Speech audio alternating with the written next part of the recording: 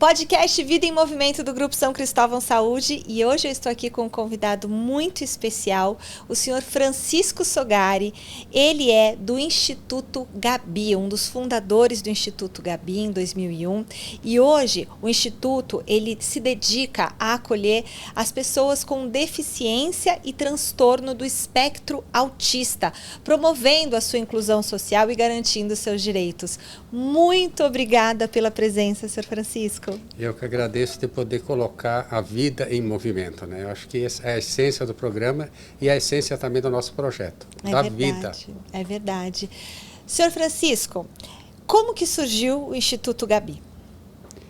Michele, na verdade, assim, foi uma grande encruzilhada, há 24 anos atrás, em 2001, a minha filha Gabriele, com 6 anos, ela foi arrancada dos meus braços, literalmente, por um motorista embriagado e irresponsável. E aí, assim, essa encruzilhada tinha duas opções. Revoltar contra a vida, né? Quem está nos assistindo sabe a relação pai e filho. Ou buscar um outro caminho. Um caminho, assim, de resiliência, de tentar manter viva a memória dela através, assim, de um projeto social. Eu e minha esposa, Iracema, escolhemos esse caminho. 24 anos estamos nessa missão gerando vida.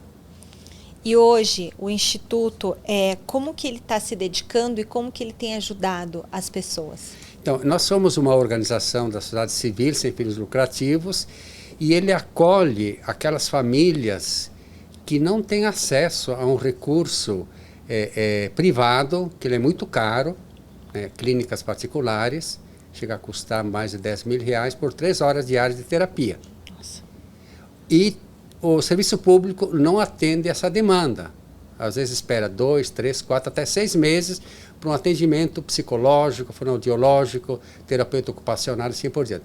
Então nós acolhemos essas pessoas que não têm esse acesso e desenvolvemos um trabalho através de terapias individualizadas a partir de 4 anos e de 12 anos em diante através de oficinas que possibilita a convivência, o aprendizado, possibilita assim a conquista da autonomia, que é um dos objetivos, fazer com que esses jovens, essas crianças, elas tenham a sua independência, eles tenham a vida própria em casa, possam ir para a escola, para o trabalho, tenham a sua autonomia. Então esse é um pouco o trabalho que nós fizemos.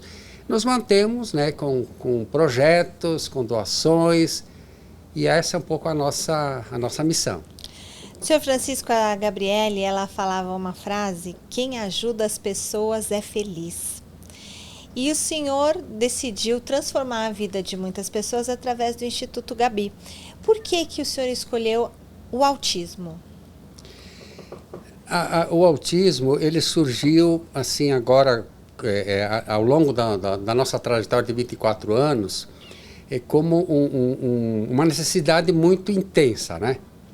Primeiro, Michele, a minha filha era uma criança que não tinha deficiência nem autismo. Então, nós escolhemos atender essas pessoas com múltiplas deficiências.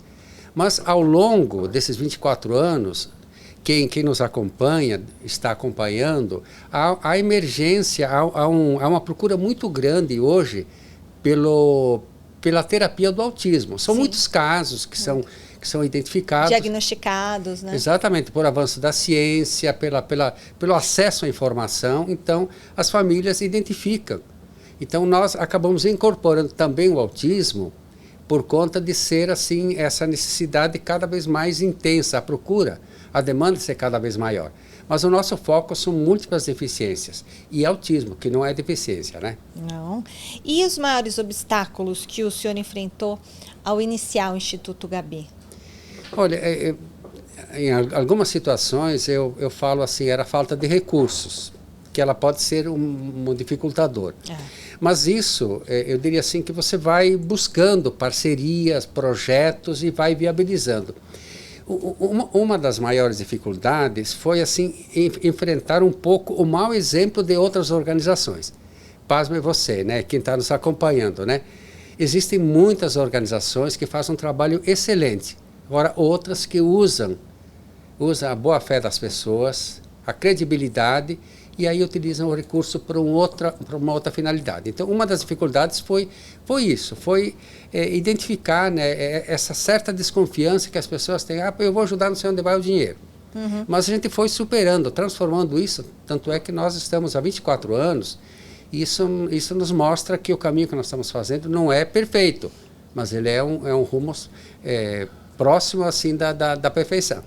E que iniciativas que o senhor vê no Instituto Gabi que o senhor entende que tem o maior impacto assim na vida das pessoas? Eu vou partindo de um exemplo muito concreto. No ano passado, nós tivemos as Olimpíadas em Paris e as Paralimpíadas. Isso. Um dos nossos atendidos, o Marquinhos, foi disputar a Paralimpíada. Olha então, só. Essa foi uma conquista fantástica. Outra conquista, vários dos nossos atendidos jovens foram encaminhados para o mercado de trabalho que estão ainda hoje. Isso é maravilhoso. Incluídos na escola, que não é só incluir na escola, incluir e acompanhar. Então são muitas assim conquistas, resultados positivos, impactos gerados. Mas o principal é essa vida, né? Como o próprio programa tem um nome, Vida em Movimento, é essa vida que essas pessoas têm. Inclusão social, elas vão estar fazendo parte ali da sociedade. Exatamente. O nosso objetivo qual é? É desenvolver as habilidades, as competências que eles têm, porque eles são capazes. O que muda? É o tempo de resposta deles em relação àqueles que não têm deficiência ou autismo. Então, assim, o objetivo, a finalidade, o processo é desenvolver a autonomia, a independência. Esse é o maior resultado, esse é o maior legado, essa é a maior alegria que nós podemos ter. Muito bom. E o senhor pode então compartilhar, bom, o senhor já acabou de falar, mas assim, tem alguma outra história de algum exemplo de um beneficiário do Instituto Gabi que tenha tido a vida transformada e tenha se sentido incluso na sociedade? Não, com certeza. Nós temos assim o caso lá de uma jovem que ela assim, ela está utilizando o talento da arte, da dança, como forma assim de ela conseguir abrir portas, fazer com que a família se sinta assim em melhores condições. Então esse é um caso. Um outro são pessoas que vão tendo êxito na trajetória escolar, porque é muito difícil, Michele, e quem nos acompanha, uma sala de aula, escola pública, 30, 40 alunos, chega um com deficiência intelectual ou autismo. Então, assim, quando nós incluímos, nós acompanhamos. E quando vemos o êxito, o sucesso na trajetória escolar, é a maior alegria que a gente pode ter. Então, esses são exemplos muito claros. Eu poderia citar outros, mas eles uma conquista, né? Exatamente. Para eles é maravilhoso, é fantástico. E que estratégias que o senhor considera assim muito importantes para desmistificar, para conscientizar as pessoas, né, em relação ao autismo, promovendo assim a inclusão e a mudança de percepção das pessoas em relação a essas outras pessoas? Partindo do relato de algumas mães que nós assim fomos ouvindo, fomos assim entendendo, nós vemos assim que o grande avanço, a resposta que nós conseguimos fazer com que essas crianças elas tenham assim um reconhecimento de que eles são capazes.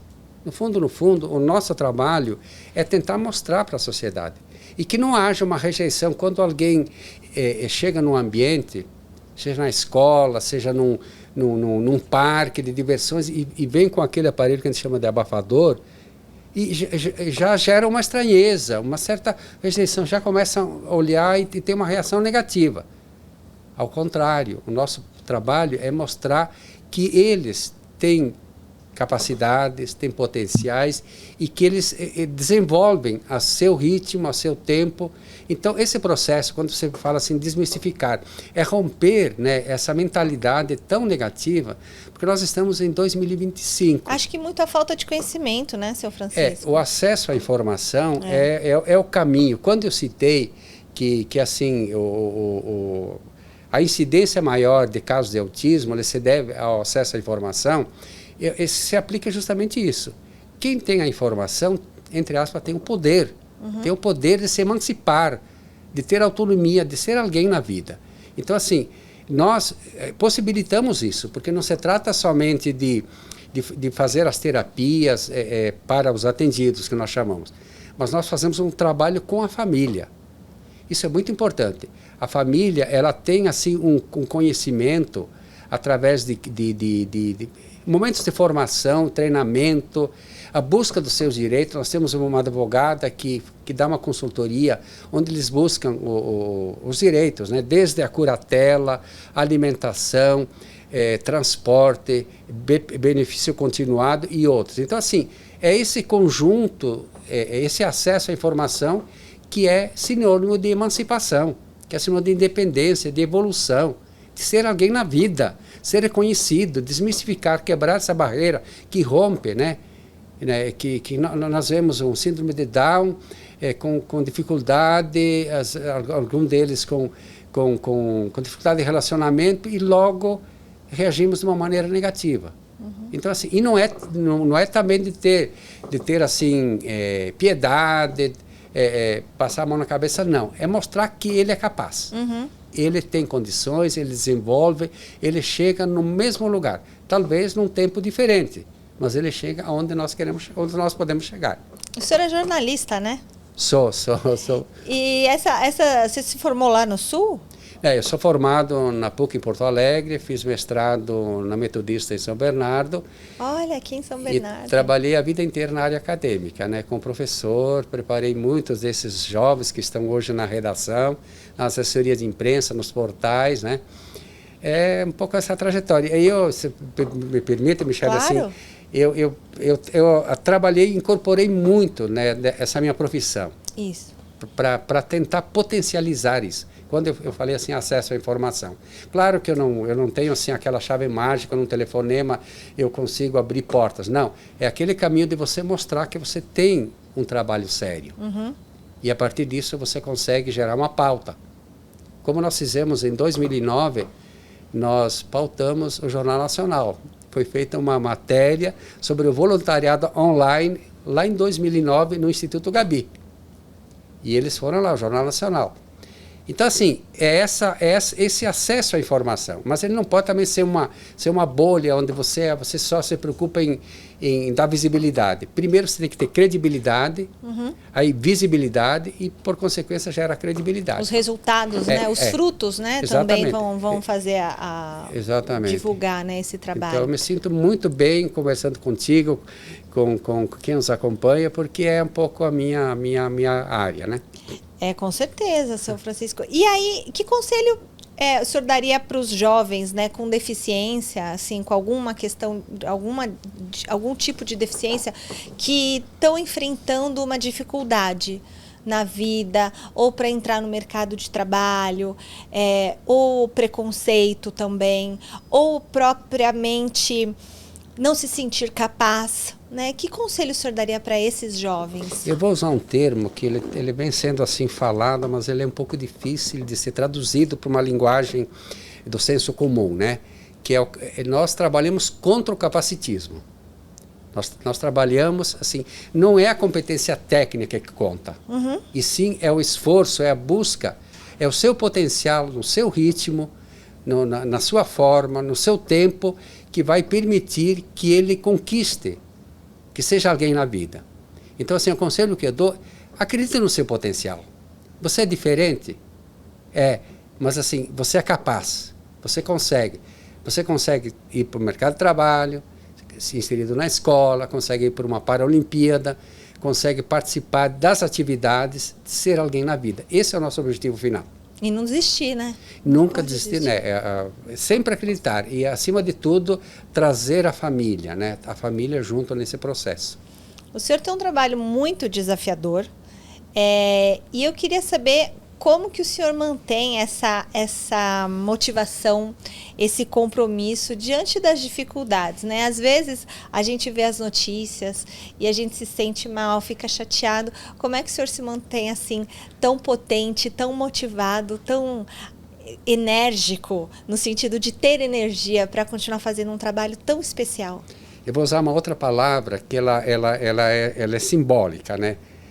talvez assim, tentando traduzir, como que eu alimento uma mística, uma missão? Né? Como é que alguém consegue, né, a vida inteira? Né? Eu diria assim, eu já sou há 24 anos, eu fazia isso antes, junto com a minha esposa, nós somos assim do social, né, sempre trabalho social. Agora, isso, eu acho que está ligado à pergunta anterior. Em quem você acredita? No que você acredita? Quando você acredita que o ser humano, que a pessoa com deficiência, com autismo, é um sujeito capaz, é um sujeito de direitos, você vai à luta. Você não desiste. E o nosso propósito, a nossa missão é a inclusão, é a grande missão. Agora, o propósito, que é aquilo que nós lutamos, para que nós existimos, o Instituto? É a garantia de direitos como uma questão de justiça. Porque todos têm o direito a um tratamento digno, de modo especial aqueles que precisam de atendimento especial. Então, assim, como é que eu alimento essa missão, essa mística? Acreditando nesses valores, no potencial e também nesse direito que ele tem. Enquanto houver uma criança, um adolescente, um jovem com deficiência ou autismo, o Instituto Gabi vai estar do seu lado.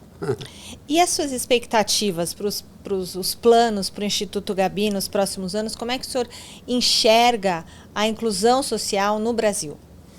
Eu costumo falar assim, a gente sempre busca trabalhar junto com a ciência, né? Nós nunca fazemos um caminho nosso, vocês estão criando um modelo de vocês.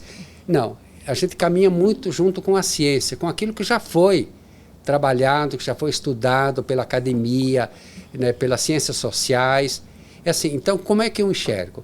É ver que a inclusão, ela tem esse caminho. Ele tem um caminho técnico, que é a reabilitação, mas tem um caminho também social, um caminho de inclusão a partir das competências, a partir das suas qualidades. Então, assim, eu acho que nós avançamos muito, mas assim, o Brasil, eu acho que ele tem, não é que tem muita lei, ele tem uma legislação abundante, só que ações, elas ainda precisam acontecer, né? Nós temos a Lei Brasileira da Inclusão, a gente tem N marcos legais, mas eles precisam ser colocados em prática.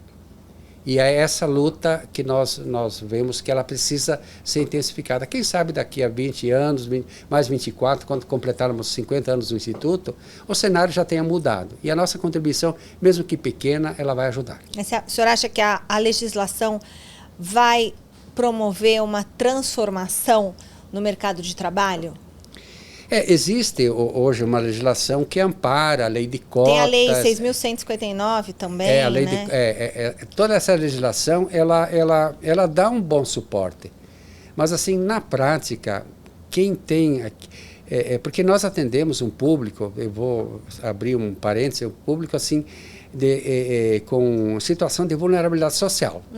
Pessoas que não têm um convênio médico, sim, pessoas que não têm recursos para pagar uma terapia, para pagar um tratamento. Então, assim, nós buscamos um pouco essas pessoas que conquistem os seus direitos. Então, eu vejo que o caminho que nós estamos fazendo, junto com a ciência, junto com os meios de comunicação, como nós estamos fazendo aqui, é que vai fazer acontecer essa inclusão, mesmo que seja lenta, né? Lenta porque ela caminha muito lenta. A legislação é boa, mas ela precisa ser colocada na prática. E a inclusão evoluiu, você acha, então, no Brasil nas últimas décadas? O senhor não acha que, assim, apesar de estar indo a passos lentos, há uma inclusão maior na sociedade? Ou o senhor acha que não, que ainda está precisando, há ainda um longo caminho a ser percorrido?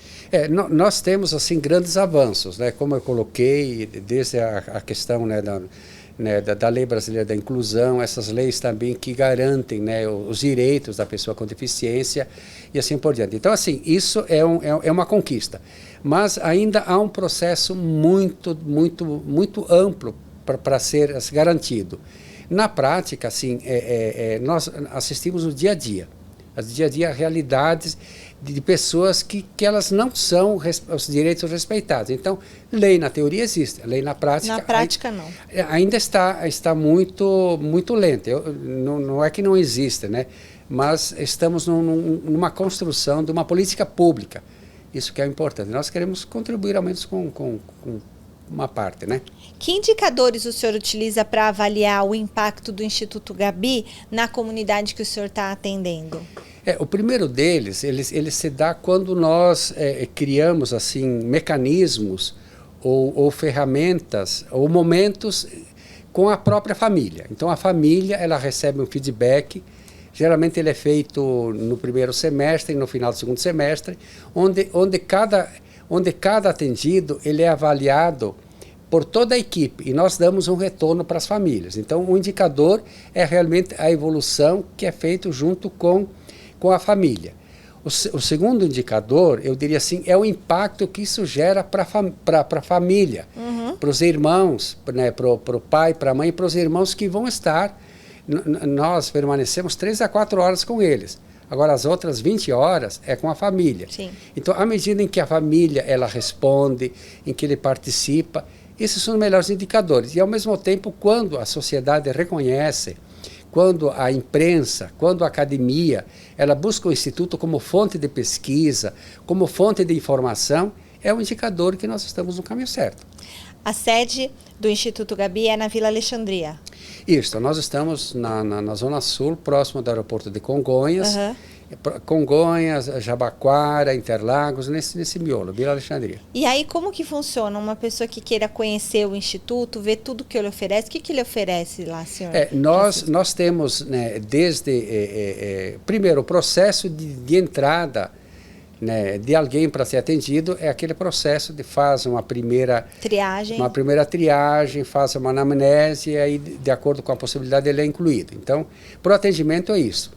Mas para outras ações, programas de voluntariado, programas assim que nós vamos ajudando a comunidade do entorno né, desde quando tem alguma necessidade de uma enchente. A gente mora num complexo de comunidades conhecido como a Favela Alba, Comunidade Água Espraiada, Americanópolis, Vila Guarani. Então, assim, nós fazemos um trabalho também junto com a comunidade.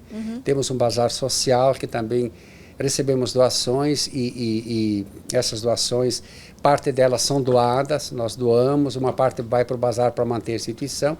Então, é um movimento que vai gerando vida no entorno, na comunidade. Não é um trabalho isolado. E quem quer conhecer, o Instituto ele funciona de segunda a sexta, no horário comercial, e através também das nossas redes sociais. Qual a rede social? Nós temos o Instagram, que é @Instituto Gabi Oficial, e o site é institutogabi.org.br. A gente tem uma presença bem ativa. LinkedIn também nós temos uma boa presença, com bons conteúdos, com estudos. A nossa presença nas redes sociais, ela fortalece o projeto. Muito bom. E as suas expectativas, seus planos para o futuro, para o Instituto Gabi? Olha, eu não gosto de ter assim projetos mirabolantes, projetos assim. Nós gostamos de trabalhar muito com a nossa realidade, com o nosso dia a dia. Então, o que nós queremos que aconteça daqui a médio e longo prazo, imaginar assim, daqui a 10 anos, nós queremos que tenhamos essa fila de espera que está aguardando para ser atendido, que ela ande. Que nós temos dezenas de famílias que estão aguardando. Então, o que eu espero? É que a gente tenha um apoio maior do governo, do setor público, setor privado, através de parcerias, projetos. A gente tem todo um escopo que isso permite. Então, o que eu imagino daqui a 10 anos, que o Instituto ele tenha desenvolvido um caminho tão sólido quanto agora, mas bem mais amplo. Senhor Francisco, agora para quem está nos assistindo aqui no podcast Vida em Movimento, né? O senhor é super ativo, o senhor está sempre aí falando todos os trabalhos que o senhor faz aí através do Instituto, junto com a sua esposa Iracema. O que o motiva a ter a sua vida sempre em movimento? A essência do nosso trabalho é a frase que você mesmo citou, né? Que é o nosso slogan, que desafia assim qualquer equipe de marketing. Nós estamos trabalhando com comunicação. Quem ajuda as pessoas é feliz. Essa é a essência. Eu vou falar assim uma informação que não é detalhe, é uma coisa muito importante. Momento antes de partir, eu estava com a Gabi. E aí encontramos um morador em situação de rua que pediu dinheiro. Eu combinei com ela que não era o mais adequado, e sim comprar um alimento. Aí, naquele momento, ela pronunciou a frase: quem ajuda as pessoas é feliz. Nós saímos, fomos comprar o alimento. Quando voltamos para trazer o alimento, o motorista em alta velocidade cruzou o farol fechado e arrancou ela dos meus braços. Então, esse foi o ato fundante. E é isso, nós estamos trazendo alegria, né? Vida em movimento para... Hoje são 50 Gabis que todos os dias frequentam a nossa casa. O senhor vê, senhor Francisco, em tudo, naquele momento, eu tenho certeza que o senhor e a sua esposa não conseguiram entender, e é difícil até a gente, até hoje, entender uma situação dessa, porque, poxa, eu estou fazendo bem, né? E por quê? E a gente, muitas vezes, vai se questionar.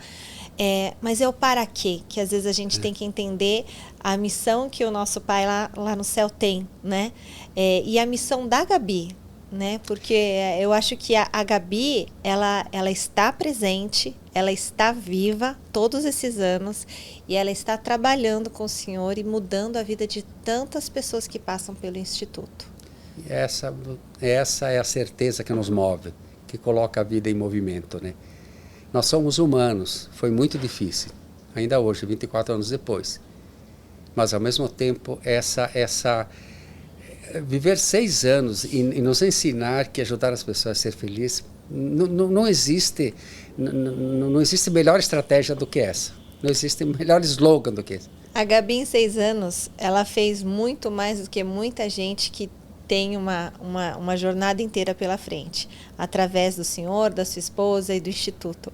Ela está viva aqui com a gente, eu tenho certeza disso. Eu também acredito muito, é por isso que eu estou aqui.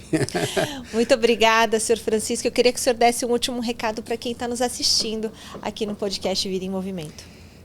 A mensagem que eu deixo é assim, né? Que nós temos, assim, cada um tem a sua missão.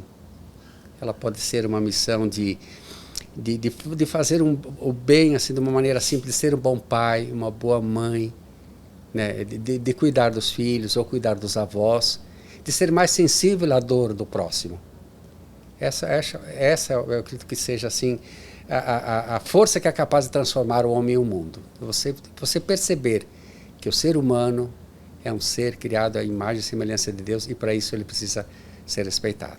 É isso, senhor Francisco. Muito obrigada por dividir tudo isso, toda essa história tão linda aqui com a gente. E você que está em casa, ajude, conheça, compartilhe. Instituto Gabi nas redes sociais, @Instituto Gabi Oficial, tem o site também.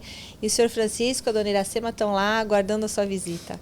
Obrigada, senhor Francisco. Eu que agradeço. Estou muito feliz de poder compartilhar essa história com você. E agradeço a sua sensibilidade também de conduzir tão bem essa entrevista. Como jornalista, Obrigada, senhor. Agradeço. Senhor Francisco, muito obrigada mesmo. Eu fiquei muito feliz de fazer essa entrevista com o senhor. Obrigada. Obrigado mesmo. Até a próxima, pessoal.